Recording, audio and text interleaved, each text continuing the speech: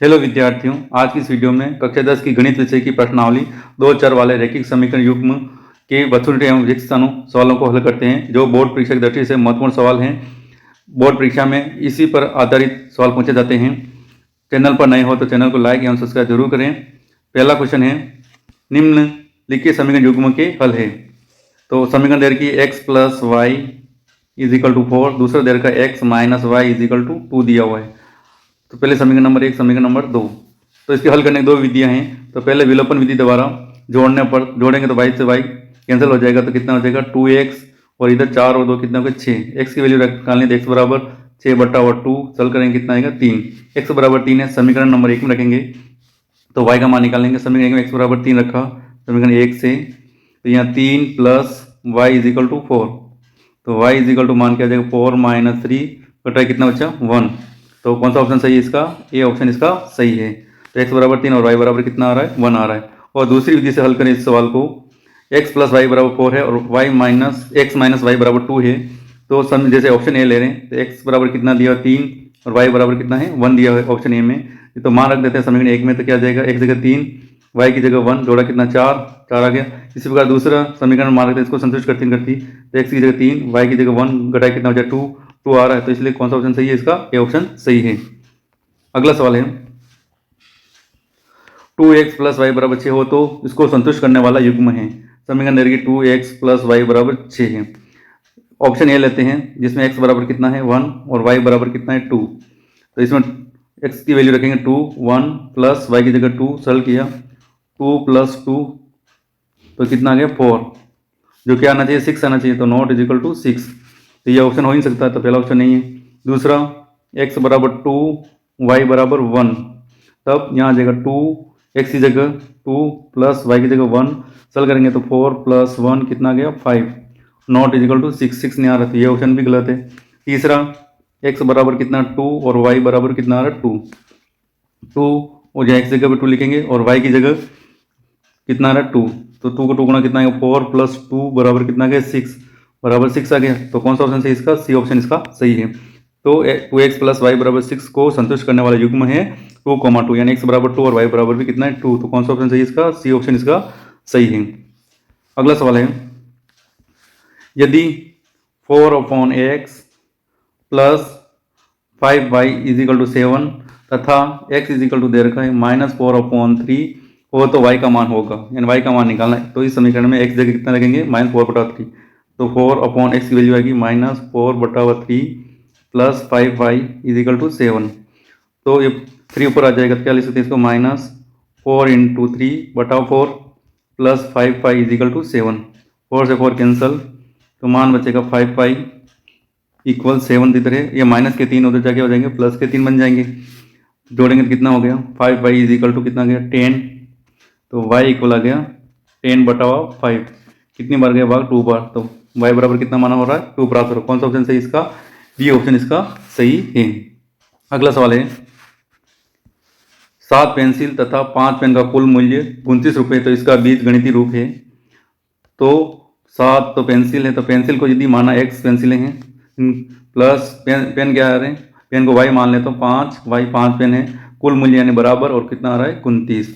तो यहाँ पेंसिल को क्या मान रहे हैं x और पेन को क्या मान रहे हैं y, और तथा इधर क्या लगाना है प्लस लगाना है, और कुल इधर क्या आ जाएगा बराबर। तो समीकरण बनने की 7x प्लस 5y बराबर 29, ये आंसर है। कौन सा ऑप्शन सही है? ये सी ऑप्शन इसका सही, 7x प्लस 5y बराबर 29। तो कौन सा ऑप्शन सही है? सी ऑप्शन इसका सही है।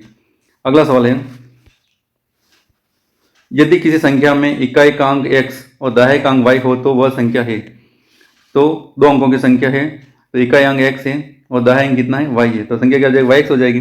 तो इसको इस रूप में भी लिख, तो इस दाहिक अंक का स्थानीय मान कितना होता है 10, अंक आ जाएगा y, 10y प्लस इकाई अंक क्या है x।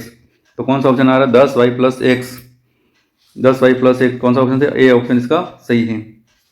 जैसे कि कोई संख्या है 31 है, तो x 1 की जगह जैसे x है और 3 जगह y x, इस रूप में लिख सकते हैं 31 को। इसका विस्तारित रूप क्या लिख सकते हैं 3 इंटू 10 प्लस 1, सरल करेंगे 30 और प्लस 1 जोड़ा कितना हो गया 31 आ गया। तो अपन ने क्या माना, तो 3 की जगह क्या है y है, तो ये 10 पहले लिख दें, y लिखते 10y प्लस x, ये 1 को क्या माना x, ये आंसर आ जाए। इसलिए कौन सा ऑप्शन सही इसका? ए ऑप्शन इसका सही है। अगला सवाल है, यदि 3x प्लस 2y इक्वल 11 तो इसको संतुष्ट करने वाला युग्म है। सेम विथ, तो पहला ऑप्शन क्या दे रखा है, x बराबर तो 1 हो गया और y बराबर कितना है 4 है। हल करते हैं तो 3 यहाँ 1 आ जाएगा प्लस 2 और y की जगह कितना 4, सल कर लिया तो गुणा किया 3 प्लस 8 तो कितना आ जाएगा 11 और कितना आ रहा है 11 भी आ रहा है इक्वल 11।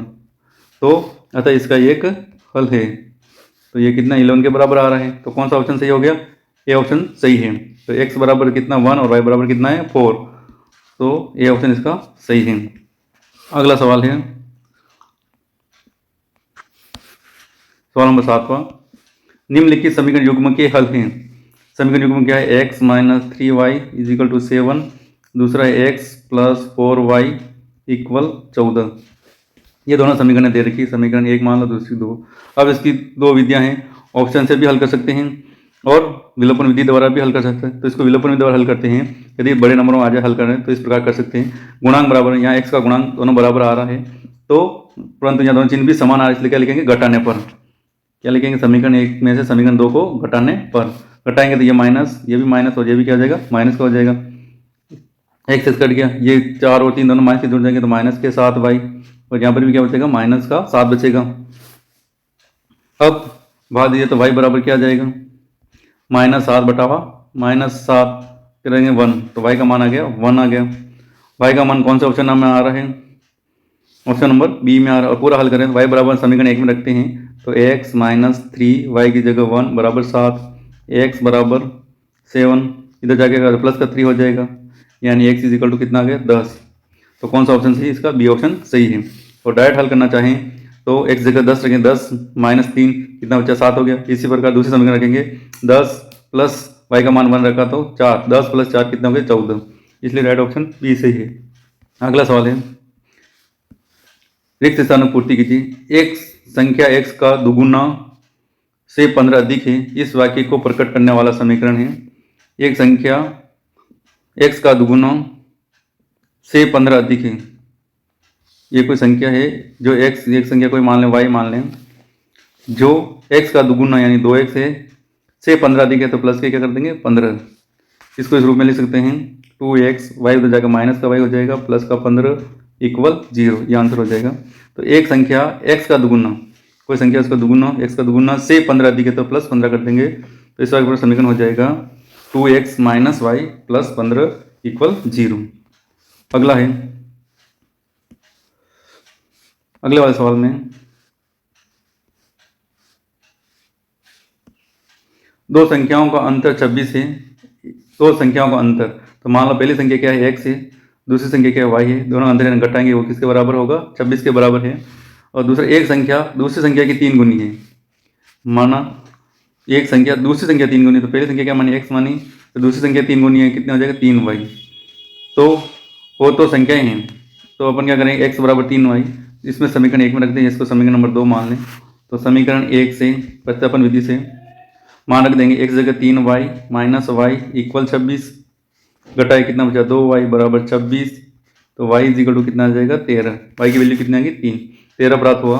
यह मान समीकरण 2 में रख देते हैं, समीकरण 2 से तो x बराबर 3 और यहाँ कितना आ जाएगा 13, 3 इंटू 13, तो 3 इंटू 13 गुणा करेंगे कितना आ जाएगा 39। तो पहली संख्या कितनी है 39 है और दूसरी संख्या कितनी है 13 है। अब 39 13 कटा गया 26 आ गया, और एक संख्या दूसरी संख्या 3 गुनी 13 का 3 गुना। ठीक है, अगला सवाल है, राम की आयु x तथा मोहन की आयु y वर्ष है। 5 वर्ष बाद राम की आयु मोहन की आयु की दुगुनी है।